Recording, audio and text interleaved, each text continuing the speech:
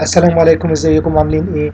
النهارده هنشاهد هدف المغربي يوسف النصيري لنادي فنربخشة التركي ضد فريق اندرلخت البلجيكي في الدوري الاوروبي لعام 2024-2025. هنلاحظ هنا ان بداية الهدف الكرة مع اللاعب فنربخشة ناحية اليسار قبل منتصف الملعب، وهنا بيرجع الكرة لزميله المدافع اللي استلمها، وهنا كان محاولة من لاعب اندرلخت أن يضغط على المدافع،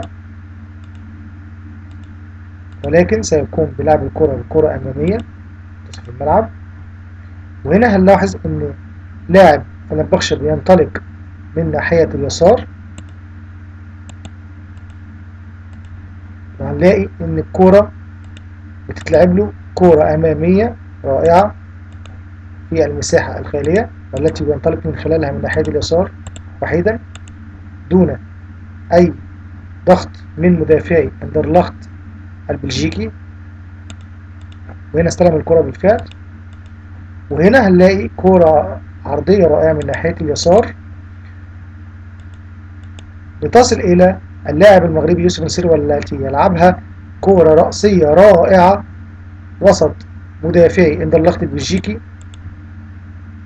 على يمين حارس المرمى، محرزا الهدف الثالث لنادي فنربخشة التركي في هذه المباراة. هدف أكثر من رائع من اللاعب المغربي يوسف النصيري. والجدير بالذكر بأن هذه المباراة انتهت بفوز نادي فنربخشة التركي ب3 أهداف مقابل لا شيء ضد فريق اندرلخت البلجيكي في الدوري الأوروبي لعام 2024-2025. في النهاية أتمنى منكم الضغط على زر الاشتراك وتفعيل زر الجرس ليصلكم كل ما هو جديد من مشاهدة أهداف المباريات القادمة وتحليلها.